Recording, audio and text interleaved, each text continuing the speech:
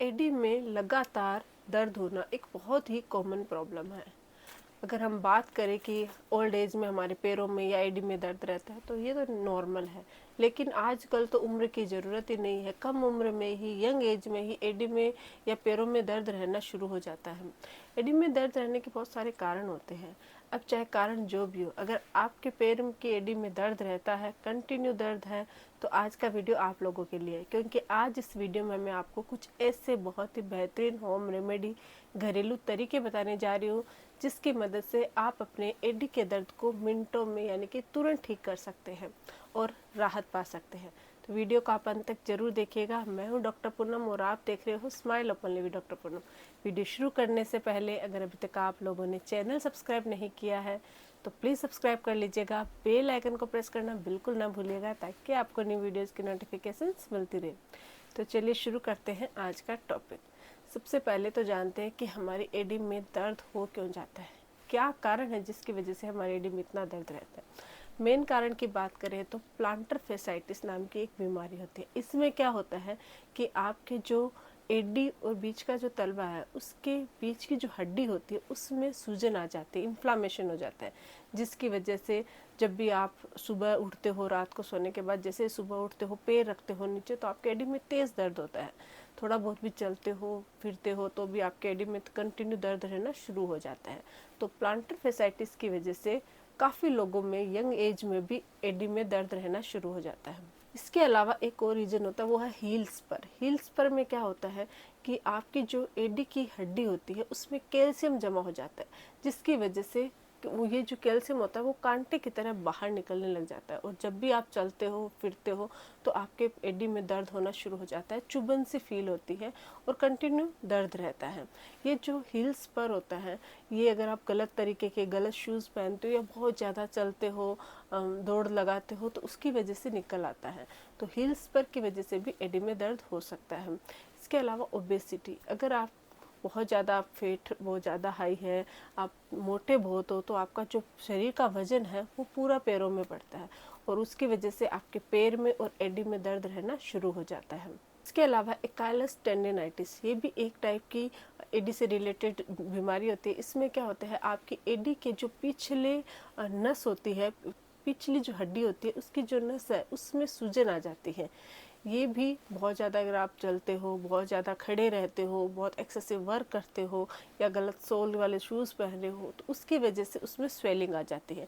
तो इसके कारण भी आपके एडी में दर्द रहना शुरू हो जाता है। इसके अलावा अगर आपका कोई ऐसा काम है जिसमें आप लंबे समय तक खड़े रहते हो, जैसे कि बहुत बार टीचर की जॉब होती है या फिर गार्ड की जॉब, यानी कुछ ऐसी जॉब होती है जिसमें आप ज़्यादा देर तक खड़े रहते हो, तो अगर आप लगातार खड़े रह रहे हो तो उसकी वजह से भी आपके एडी में, आपके पैर के तलवे में दर्द होना शुरू हो जाता है।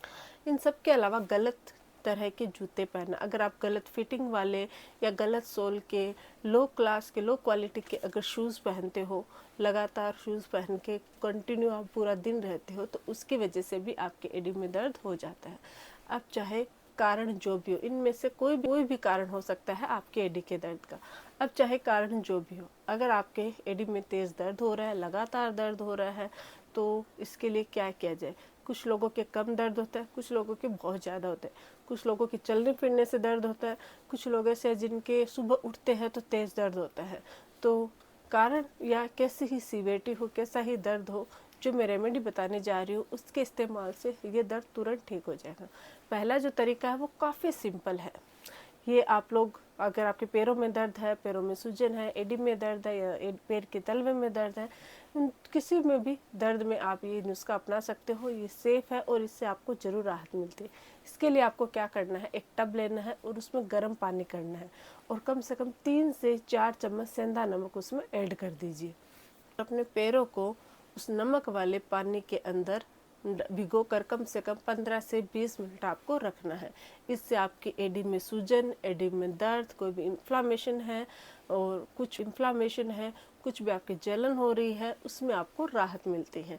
तो एडी के दर्द से राहत पाने के लिए आप नमक का जो पानी है उसमें पैरों को भिगो कर रख सकते हो। दूसरा जो तरीका है वो है बर्फ़ से सिकाई करना। बर्फ़ से सिकाई करने के लिए आप क्या कीजिए, कॉटन का कपड़ा ले लीजिए और उसके अंदर बर्फ़ के कुछ पीसेस डाल लीजिए और अपनी एडी पर अच्छे से कुछ देर तक 15 से 20 मिनट सिकाई कीजिए। इससे भी आपके एडी का दर्द कम होता है, एडी के में अगर कोई सूजन है, स्वेलिंग है, इन्फ्लामेशन है, वो भी ठीक होती है। तो बर्फ़ की सिकाई से भी आप अपने एडी के दर्द को ठीक कर सकते हो। नारियल का तेल या फिर आप सरसों का तेल थोड़ा सा गुनगुना कर लीजिए और उससे अपने एडी की अच्छे से मसाज कीजिए। मसाज करने के बाद सॉक्स से अच्छे से अपने एडी को कवर कर लीजिए और रात को सोने से पहले सॉक्स पहन के सो जाए मसाज करने के बाद। इससे भी आपकी एडी का दर्द में राहत मिलती है। प्लांटर फेसाइटिस का दर्द हो या फिर हील्स पर का दर्द हो, उन सब में आपको राहत मिलेगी और उन सब से आपको छुटकारा मिलेगा। तो मालिश से भी काफ़ी फ़ायदा होता है। इसके अलावा हल्दी वाला दूध, हल्दी में क्या होता है, एंटीबैक्टीरियल गुण पाया जाता है, एंटी इन्फ्लामेटरी प्रॉपर्टी पाई जाती है। अगर रात को सोने से पहले 1 गिलास दूध में आधा छोटा चम्मच आप हल्दी पाउडर मिक्स करके पीते हो तो इससे आपके एडी का दर्द, पैर का दर्द, उन सब में आपको राहत मिलती है, क्योंकि ये आपके एडी की सूजन को भी ठीक करती है और इन्फ्लामेशन दूर करती है और साथ ही साथ दर्द में भी आपको इसके साथ साथ दर्द भी ठीक करने में हेल्प करती है। तो हल्दी वाले दूध से भी आप अपने एडी का दर्द ठीक कर सकते हैं। इसके अलावा है स्ट्रेचिंग एक्सरसाइज। अगर आप चाहे तो किसी फिजियोथेरेपिस्ट की सलाह ले सकते हो या फिर कुछ स्ट्रेचिंग एक्सरसाइज रेगुलर बेसिस पे कर सकते हो, जिससे आपके एडी के दर्द में आपको राहत मिलेगी। एडी में या पैर के तलवे में कहीं पे भी सूजन, उसमें भी आपको राहत मिलेगी। तो स्ट्रेचिंग एक्सरसाइज से भी आपको काफ़ी बेनिफिट हो सकता है। नेक्स्ट है आराम और ऊंचे कुशन वाले अच्छी क्वालिटी के शूज़ पहनना।